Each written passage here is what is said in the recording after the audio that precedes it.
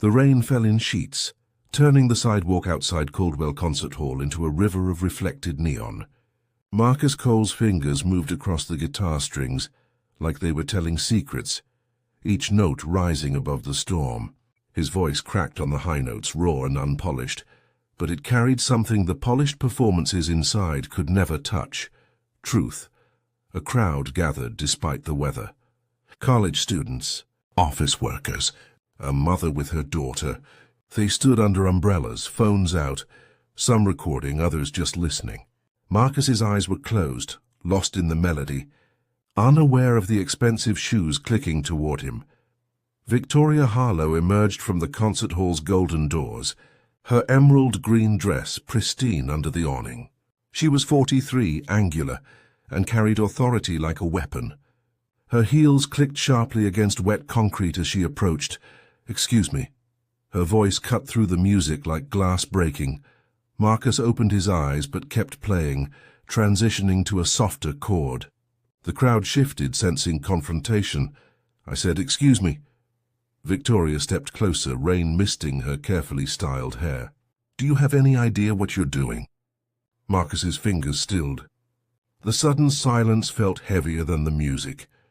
"Playing guitar, ma'am." "I have a permit."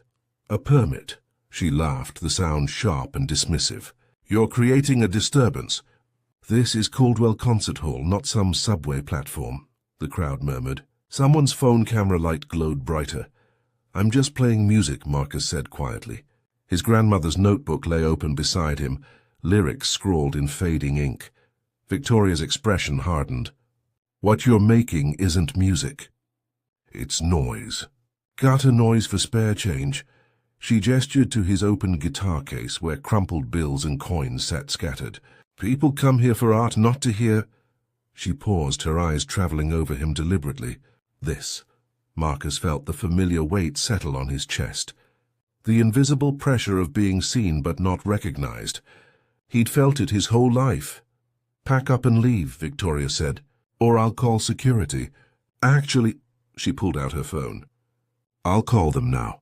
The rain kept falling. The crowd kept watching, and Marcus stayed silent, even as something ancient and tired stirred inside him. The quiet fire his grandmother always said would burn when the time was right. 20 minutes later, Marcus walked through his neighborhood, guitar case strapped to his back. The rain had lightened to a drizzle. His sneakers squelched with every step, soaked through hours ago. The street corners here knew him. The bodega owner who sometimes bought him coffee, the kids who asked him to play their favorite songs, the elderly man who sat on his stoop and nodded along to the music. This was his city now. Not the shining downtown towers, or the concert halls with their velvet ropes and marble floors. Just these blocks, these faces, these moments of connection that felt more real than anything he'd known in his previous life. 5 years ago, Marcus Cole had been someone else entirely. He'd worn ties and sat in meetings and answered emails about quarterly projections. He'd been married to Amanda, a corporate lawyer who saw the world in billable hours and career trajectories. She'd loved him, or said she did, but only the version of him that fit her timeline. "Music is fine as a hobby," she told him once, not unkindly. "But you're 28, Marcus. We need to think about the future." The future she imagined had no room for guitar strings or late-night songwriting sessions. When his grandmother died and left him the worn notebook filled with her gospel lyrics and life lessons, Amanda had patted his shoulder and suggested therapy. 3 months later, she'd left. The divorce papers cited irreconcilable differences. Marcus knew the real reason. He'd started playing guitar again. He climbed the stairs to his studio apartment, 3rd floor of a building that had seen better decades. The place was small. A kitchenette, a bathroom, and one room that served as bedroom, living room, and music studio. But the rent was cheap, and the neighbors didn't complain about the music. Marcus set his guitar in the corner and peeled off his soaked jacket. The notebook sat on his desk, open to his grandmother's handwriting. He'd been 12 when she wrote these words. her hands already trembling with age. "Your voice matters, baby. Don't let them take it." He made instant ramen and ate standing at the window, watching the city lights blur through rain-streaked glass. Somewhere out there, Victoria Harlow was probably at some elegant dinner, laughing with people who understood the difference between Vivaldi and Rachmaninoff. She'd forget about him by morning, but Marcus wouldn't forget her words. They'd joined the collection he'd been carrying since childhood, all the small dismissals, the casual cruelties, the moments when people looked through him instead of at him. He picked up his guitar and began to play. The confrontation had started 20 minutes before Victoria appeared. Marcus had been playing for an hour, the evening crowd filtering out of a chamber music performance. Some people dropped bills into his case. Others hurried past, umbrellas up, eyes down. A teenage girl in a lavender coat stopped to listen, her mother tugging her arm impatiently. Then Victoria emerged. She'd been standing just inside the glass doors, watching him through narrowed eyes. Marcus noticed her but kept playing. A song about longing, about distance, about the gap between who you are and who the world wants you to be. When she approached, her assistant trailed behind her, a young man in cobalt blue holding an iPad like a shield. The crowd had grown to maybe 15 people. Someone started a video recording. "Excuse me." Victoria's voice carried authority and ice in equal measure. Marcus had tried to de-escalate. "I have a permit, ma'am. Street performance license renewed last month. Show me." He'd fumbled in his jacket pocket, fingers numb from the cold and rain, and produced the laminated card. Victoria took it, examined it with theatrical skepticism, then held it between two fingers like it was contaminated. "This says you can perform on public sidewalks, not directly outside private establishments." Her smile was precise and cutting. "This sidewalk is maintained by Caldwell Hall, private property." The permit office said, "I don't care what some clerk told you." She tore the permit in half.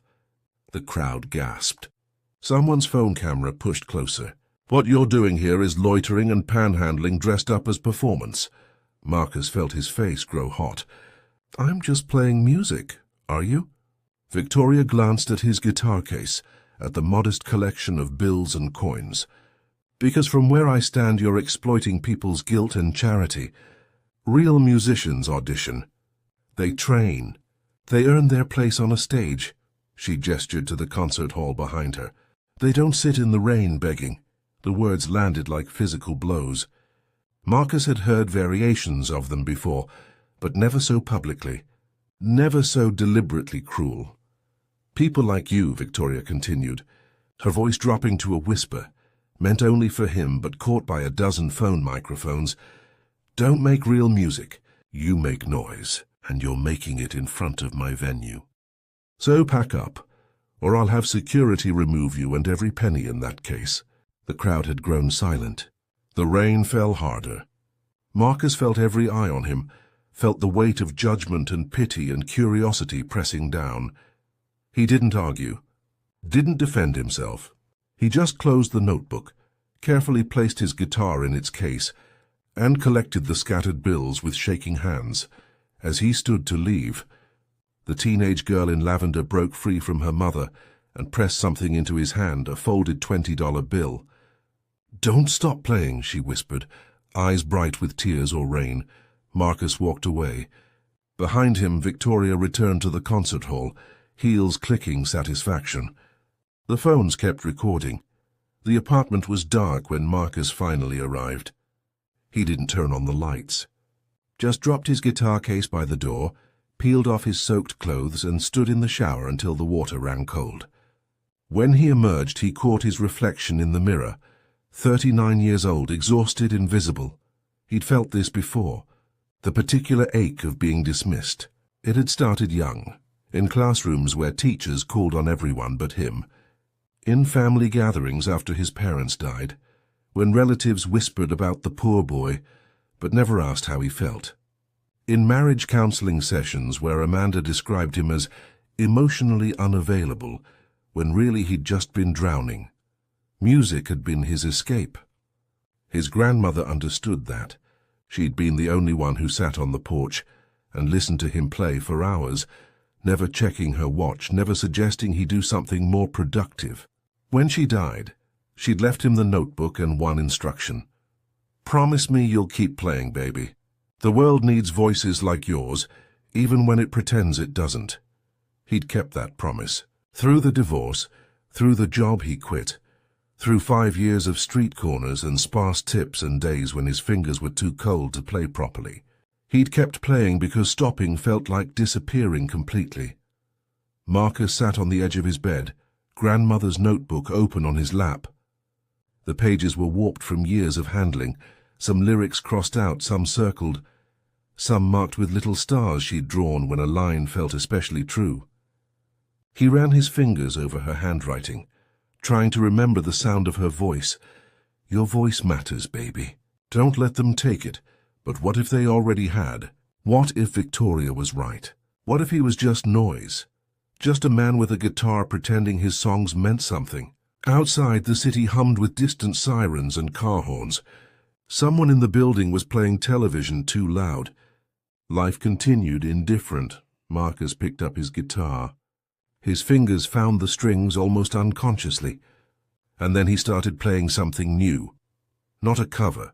Not one of his old songs, but something raw and unformed, something that tasted like anger and hurt and defiance. He didn't have words yet, just chords, but they felt different, urgent, true. The teenage girl's whisper echoed, "Don't stop playing." Marcus kept playing. The song took shape over the next 3 hours. Marcus played and replayed the chord progression until his fingers ached, until the melody line felt inevitable rather than chosen. Around 2 in the morning, the words finally came. They came from memory, from the small Mississippi town where he'd grown up, where his grandmother raised him in a house that smelled like sweet tea and old hymnals, from the church where she sang every Sunday, voice rising above the congregation, powerful enough to make grown men cry. Marcus had been 7 when his parents died. Car accident on Highway 61, sudden and absolute. He remembered the funeral, but not much else from that year, just fragments. The casseroles neighbors brought, the way adults whispered around him, the silence in his grandmother's house that first night, broken only by her crying in the kitchen when she thought he was asleep. But then she'd started singing again. Gospel songs mostly, old spirituals her mother taught her, passed down through generations. She sang while cooking breakfast, while hanging laundry, while tending her garden. And slowly Marcus learned that music wasn't about escaping pain. It was about carrying it, transforming it, making it bearable. "Baby," she'd told him when he was 12, teaching him his first chords on her old guitar, "the world's gonna try to make you small. It's gonna tell you black boys from nowhere towns don't matter. But you got a voice. And voices matter. They cut through darkness. They remind people they're not alone." She touched his face with her calloused hands. "Promise me you'll use yours." He'd promised. Then she died when he was 20, sudden heart attack while gardening. And Marcus had broken that promise for almost a decade. He'd gone to college, gotten the corporate job, married Amanda, and tucked his voice away like an embarrassing childhood toy. The divorce had been the breaking point. Amanda left on a Tuesday, movers clearing out half the apartment while Marcus sat on the floor numb.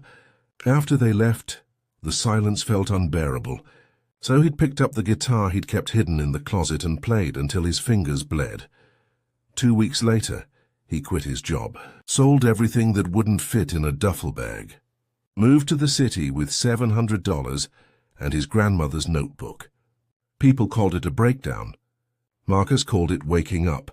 The streets had been brutal teachers. He'd learned which corners had the best foot traffic, which times of day people actually stopped to listen, how to protect his guitar case from rain and theft. He'd learned that most people looked through him, their eyes sliding past like he was scenery. He'd learned that dignity was something you had to claim daily, sometimes hourly. And now, 5 years later, he was still here. Still playing, still believing his grandmother's words, even when everything argued otherwise. Marcus looked at the lyrics he'd scrawled. They were about invisibility, about being told you're noise when you're singing truth, about refusing to disappear even when the world insists you should. He picked up his phone and opened the recording app. The song took 4 minutes and 32 seconds. Marcus recorded it in one take, sitting on his bed, phone propped against a stack of books. No fancy microphone. No editing. Just his voice and guitar, raw and immediate, the way his grandmother would have wanted. His voice cracked on the chorus. His fingers fumbled a transition in the bridge. But the emotion was there, unfiltered, honest, undeniable. When he finished, his hands were shaking.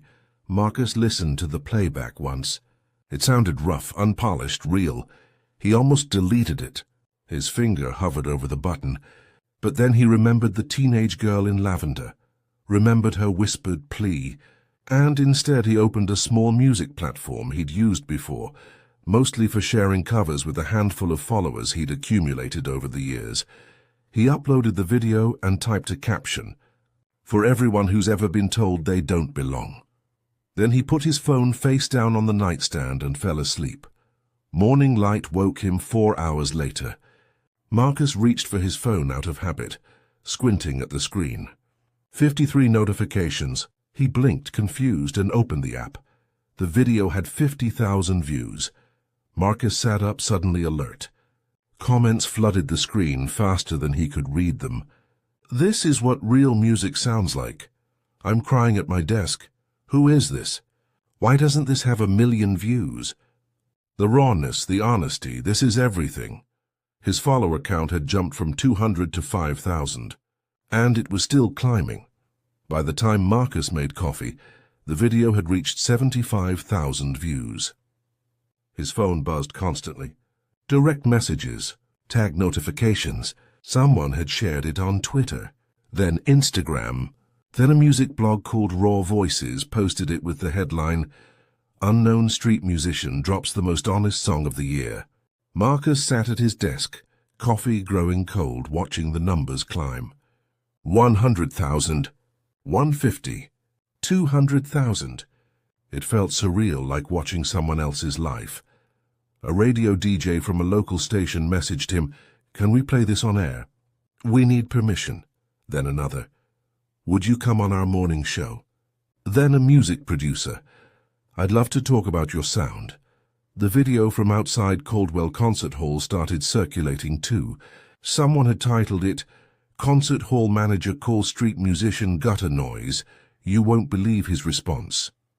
The two videos spread together, creating a narrative, dismissal followed by vindication, invisibility followed by recognition. By noon, Marcus's song had 300,000 views. A small indie label called Resonance Records left a voicemail. A booking agent wanted to discuss live shows. Local news stations requested interviews. Marcus looked at his grandmother's notebook, still open on his desk. The handwriting seemed to glow in the morning light. "Your voice matters." Maybe she'd been right all along. The Resonance Records office was small and cluttered, located above a vintage record store in Brooklyn. Marcus arrived 20 minutes early, guitar on his back, still half convinced this was elaborate prank. The receptionist, a woman with burgundy hair and multiple piercings, smiled at him like he was already famous. "Marcus Cole." "Jenna's expecting you. She's so excited." Jenna Park was 28, sharp-eyed, and spoke fast. She led Marcus into a conference room, plastered with concert posters and gold records from artists he'd never heard of. She played his song on the room's speakers, watching his face the whole time. "This is real," she said when it finished. "Not produced real, real, the kind of honest that cuts through all the noise." She leaned forward. "How long have you been writing?" "Long time," Marcus said. "Playing longer. We want to release this officially. Put it on streaming platforms, get it to radio stations that matter, build momentum." Jenna pulled out a contract. "1 song deal to start. If it works, we talk albums." Marcus felt suspicion and hope war inside him. "What's the catch?" "No catch. We're a small label. so we can't offer huge money up front. But we split profits 50-50, and we don't own your masters. You keep creative control." She smiled. "We just want to help people hear you." Marcus read the contract 3 times. Jenna explained every clause, answered every question. By the time he left 2 hours later, he'd signed his first music deal. The next 2 weeks felt like a dream. Resonance released the song officially across all platforms. Local radio stations added it to rotation. Marcus did interviews, small podcasts mostly, one college radio show, a community television segment. People recognized him on the street. His follower count hit 50,000. The song climbed local indie charts. Number 47, then 32, then 19. Venues started offering him gigs, real stages with sound systems and green rooms. Marcus played a club in Manhattan to 200 people who knew every word.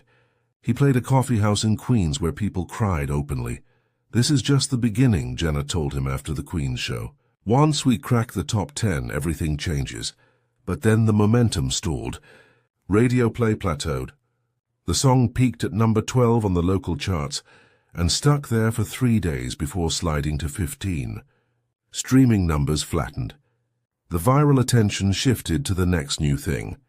Jenna called him on a Thursday afternoon. Her voice sounded careful, rehearsed. "Marcus, we need to talk about strategy. The song's doing well, but it's not breaking through nationally. We might need to pivot, maybe work on something more." "More what?" Marcus asked, radio-friendly. "Something with a bigger hook, maybe a featured artist, something that's not me." Silence. "That's not what I'm saying." But it was exactly what she was saying. Marcus heard it in her tone, in the careful word choices. He'd heard it before from Amanda, from his corporate bosses, from everyone who'd ever suggested he be someone other than himself. "Let me think about it," he said, and ended the call. He walked to the corner where he used to play, outside Caldwell Concert Hall.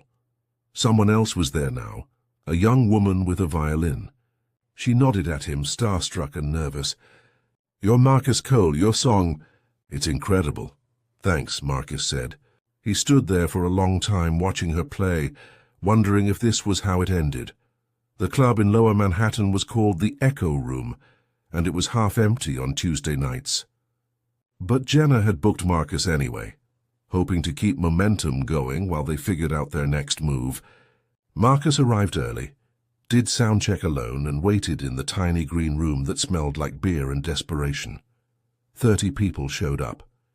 Maybe 40. They were enthusiastic, singing along to the song they knew, applauding warmly for the covers he played to fill time. But Marcus could feel the difference between this and the packed Queen's show, could feel opportunity slipping away. He played the song last, poured everything into it, every frustration, every doubt, every ounce of belief he had left. His voice broke on the final chorus. The crowd erupted. Backstage, Jenna found him packing up his guitar. Her face said everything before she spoke. "Resonance is dropping you," she said quietly. "I fought them." "I really did. But they don't think you're marketable enough.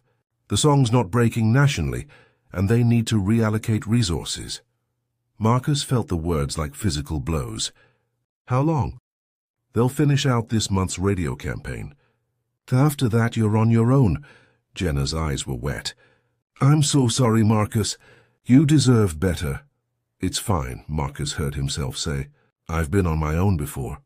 He left through the back door, avoiding the small group of fans waiting by the stage. Outside, the city felt impossibly vast and indifferent. Marcus sat on the curb, guitar case beside him, and watched cars splash through puddles. This was it, then. The same story as always. A brief moment of visibility, followed by the familiar return to invisibility. He'd be back on street corners tomorrow, playing for spare change and pity, the viral moment reduced to a footnote people would forget by next week. His phone buzzed. Marcus ignored it. Then it buzzed again, and again.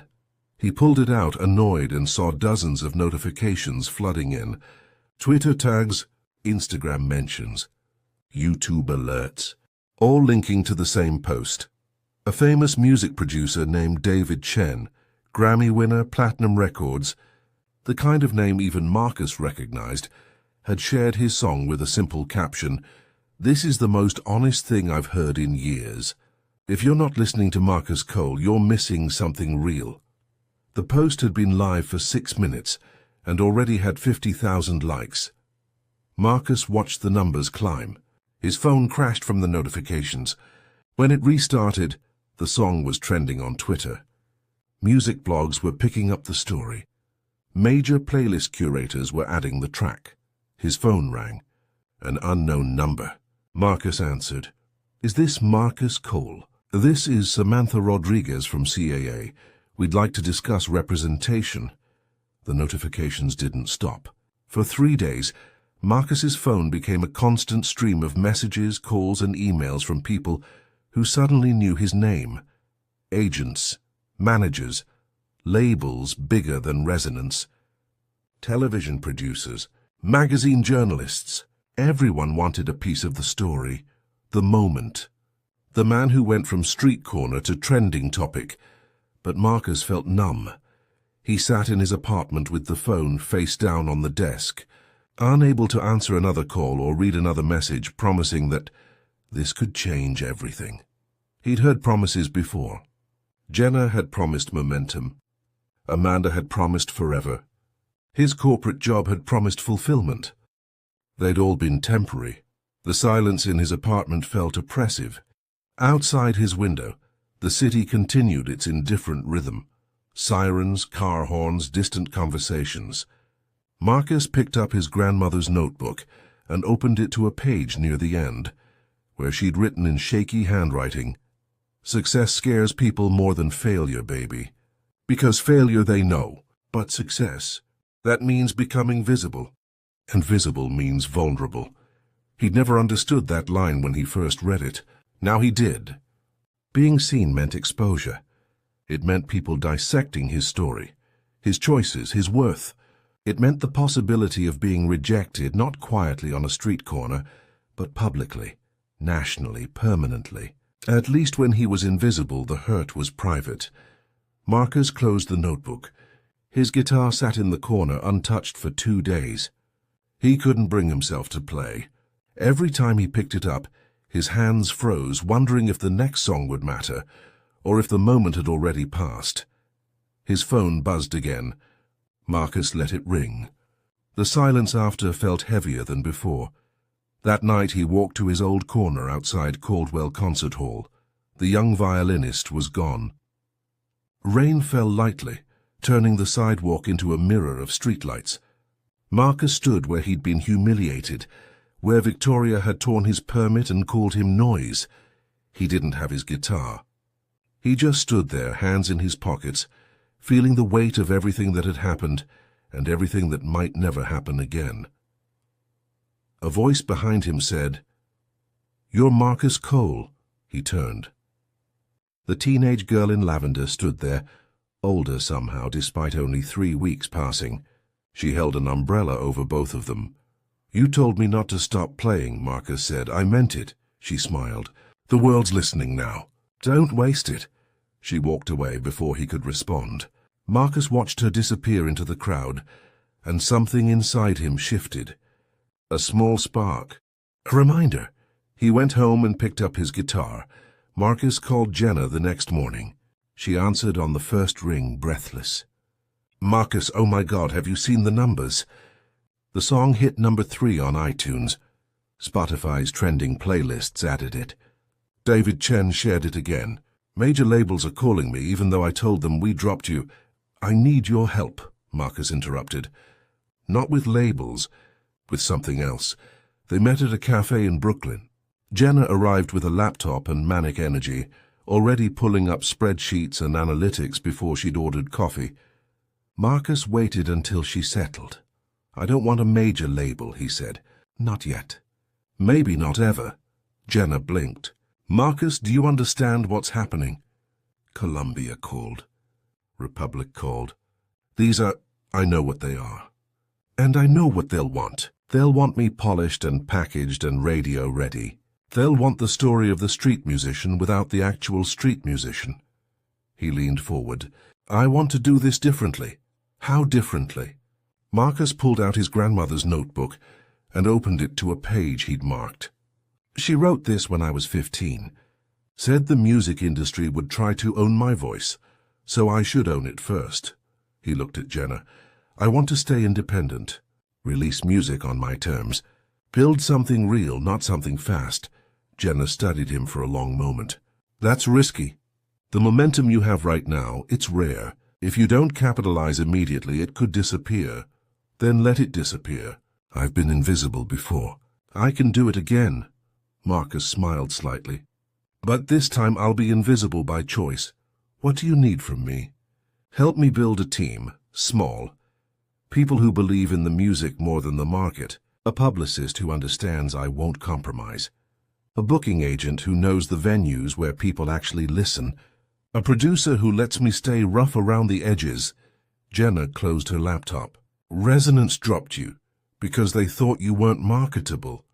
What you're describing is even less marketable. I know.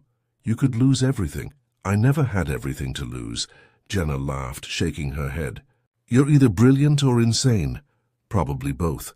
They spent the next 4 hours planning. Jenna knew people. Independent publicists who'd worked with artists who'd rejected major label deals. Booking agents who specialized in intimate venues over arenas.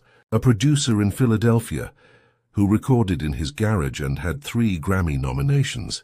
There's something else, Marcus said as they packed up. The video from outside Caldwell Hall. The one where Victoria Harlow called me noise. It's still circulating. I know. Some people think you should sue her. Others think you should publicly forgive her. Both would be good publicity. I don't want publicity. I want closure. Marcus pulled out his phone and showed Jenna something he'd been working on. I wrote a second song. It's about forgiveness. About refusing to let someone else's cruelty define you. Jenna read the lyrics on his screen. Her eyes widened. Marcus, this is beautiful. When are you releasing it? After I play it for her, for Victoria Harlow. She needs to hear it. Not because she deserves it. Because I need to say it. Marcus closed his phone. Can you get me 5 minutes with her? Jenna looked at him like he'd suggested flying to the moon. Then she grinned. Let me make some calls. Caldwell Concert Hall looked different in daylight. Massive and elegant, its marble facade gleaming in afternoon sun. Marcus stood outside the entrance, guitar case in hand, trying to calm his breathing. Jenna had made it happen. 15 minutes with Victoria Harlow in her office, scheduled under the pretense of discussing a potential collaboration. You sure about this? Jenna asked, standing beside him. No. Marcus smiled. Let's go anyway. Victoria's office was on the 3rd floor, all windows and modern furniture and framed photographs of famous musicians who'd performed at Caldwell. Victoria herself sat behind a glass desk, emerald green blazer immaculate, expression carefully neutral, Mr. Cole. She stood, but didn't offer her hand. I'll admit I'm surprised you requested this meeting. I'm surprised you accepted. Curiosity. Victoria gestured to the chairs across from her desk. And legal advice. My lawyer suggested it might be prudent to clear the air. You think I'm here to threaten you, aren't you? Victoria sat, fingers laced on the desk. You have momentum right now. Public sympathy. One interview about that night, and this hall's reputation suffers. So yes, I assumed this was either a threat or a negotiation. Marcus set his guitar case down and opened it. It's neither. I wrote you a song. Victoria's composure cracked slightly. Excuse me? A song? About forgiveness. About what happens when cruelty meets grace. Marcus lifted his guitar. I'd like to play it for you. Then I'll leave and we never have to see each other again. Mr. Cole, I don't think 5 minutes. That's all I'm asking. Silence filled the office. Victoria's assistant hovered near the door, uncertain. Jenna stood against the wall, phone out, recording. Finally, Victoria nodded once, sharply. Marcus began to play. The song was softer than his viral hit, more melodic. The lyrics talked about a woman afraid of losing control, so she controlled others, about a man who learned that anger was just grief wearing armor, about how dismissal said more about the dismisser than the dismissed. Victoria's face remained neutral through the first verse, but by the chorus something shifted. Her fingers unclenched, her jaw softened. When Marcus sang about how cruelty was often just fear of becoming invisible yourself, Victoria looked away, blinking rapidly.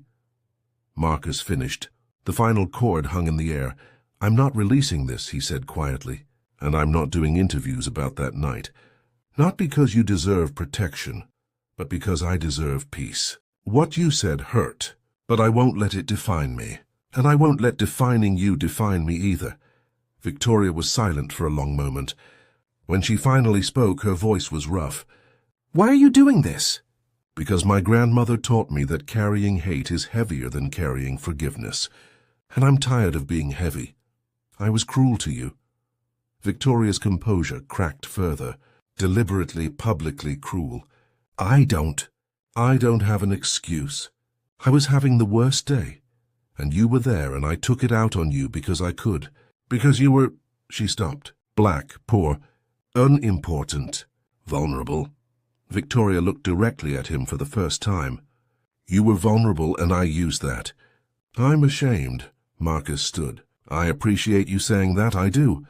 But I didn't come here for an apology. I came to let go." He packed his guitar. "We're done now. You go back to your world, I'll go back to mine, and that's okay." "Wait." Victoria stood abruptly. "Your song, the one that went viral, it's extraordinary. And She paused, choosing words carefully. "I'd like to book you for Caldwell Hall, a proper performance. Main stage, full sound system and promotion." The offer hung between them. Jenna's eyes went wide. Marcus felt something twist in his chest. Vindication and sadness mixed together. "That's generous," he said finally. "But no." "No? Playing here was never my dream. Being heard was, and I'm heard now." Marcus moved toward the door. "I don't need your stage anymore. But I hope you find what you're looking for." He left Victoria standing in her office, surrounded by photographs of greatness, looking smaller than he'd ever seen her. Outside, Jenna grabbed his arm. "Do you know what you just turned down?" "Caldwell Hall booked 6 months in advance. That venue could have made me legitimate." Marcus smiled. "I don't need their legitimacy." "I never did." They walked down the marble steps into afternoon light. Marcus's phone buzzed. Another message from another industry person wanting another piece of his story. He ignored it. "What now?" Jenna asked. "Now I make music. The rest will figure itself out." 3 months later, Marcus played a small venue in Philadelphia, 200 capacity, exposed brick walls, a crowd that came to listen rather than be seen. He'd released 3 more songs independently, each one climbing modest charts, each one finding the people who needed to hear them. He wasn't a household name, wasn't on Billboard advertisements or morning talk shows, but he was working, living off his music for the first time in his life. Sleeping in decent hotels instead of his cramped apartment, playing stages where the sound systems worked and the audiences knew his lyrics. His team was small. Jenna handled most of the business. The Philadelphia producer worked with him remotely. A publicist named Marcus found venues that prioritized artistry over capacity. They'd turned down 3 major label offers. Each time Marcus slept better afterward. The viral moment had faded. Social media moved on to new stories, new heroes, new outrages. Occasionally someone recognized him on the street. More often they didn't. Marcus found he preferred it that way. He called his ex-wife one afternoon. Amanda answered cautiously. "Marcus, this is unexpected."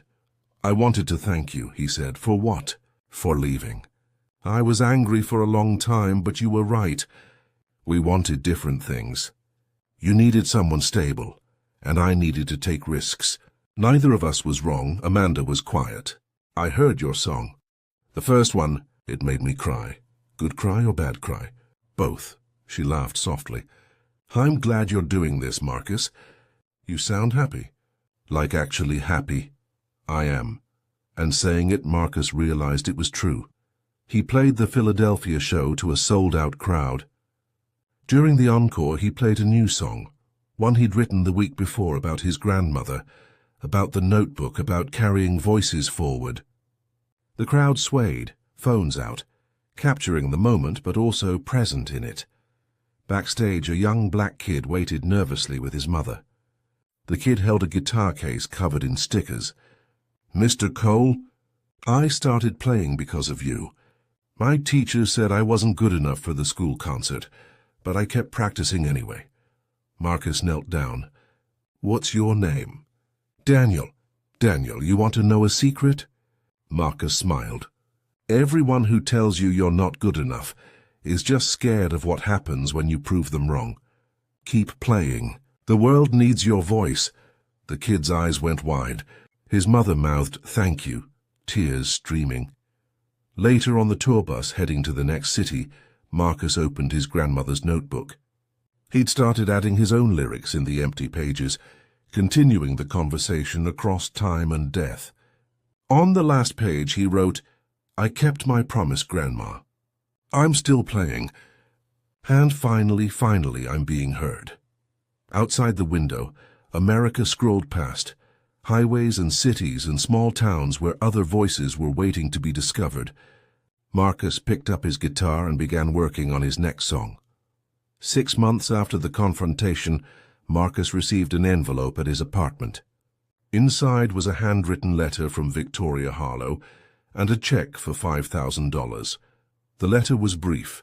"Mr. Cole, I've been in therapy since our meeting, working through why I do what I do, say what I say. My therapist suggested I write this, but I want to. You showed me grace I didn't deserve. This donation is for your music education fund. I saw on your website you're helping young musicians afford lessons. It's inadequate compensation for my cruelty, but it's a start. I've stepped down from my position at Caldwell Hall, not because of you, but because of me. I'd forgotten why I fell in love with music in the first place. So I'm trying to remember. Thank you for the song you didn't release." Victoria Marcus read the letter twice, then deposited the check into the fund he'd started with his first royalty payments. He didn't respond. Some stories didn't need epilogues. That evening he returned to his old corner outside Caldwell Hall. A young woman was playing saxophone, her case open, a few bills scattered inside. Marcus stopped to listen. She was good. Raw but honest. When she finished, he dropped a $20 bill into her case. "Keep playing," he said. "The world needs voices like yours." She looked up, recognized him, and her face lit up. "You're Marcus Cole." "I am." "And you are?" Sarah Chen." She paused. "My Uncle David shared your song. He said you reminded him why he got into music." Marcus smiled. Full circle. "Your uncle has good taste." He walked home through familiar streets, passing corners where he'd played for years, where he'd been invisible until he wasn't. The city felt different now, not because it had changed, but because he had. He'd learned that visibility wasn't the goal. Connection was. That success wasn't about stages or charts, but about the moments when your voice reaches someone in the dark and reminds them they're not alone. His grandmother had been right about everything. Voices mattered. Not because they were perfect or polished or approved by gatekeepers, but because they were true. And truth, however rough, however dismissed, however silenced, always found a way through. Marcus climbed the stairs to his apartment, guitar on his back, grandmother's notebook in his bag. Tomorrow he'd write another song. Next week, another venue. Next month, another young musician who needed to hear they belonged. The work continued. The voice remained. And somewhere in the space between silence and sound, Marcus Cole kept playing. Not for fame, not for validation, but because some promises you keep forever. The world listened. And finally, gratefully, he let them.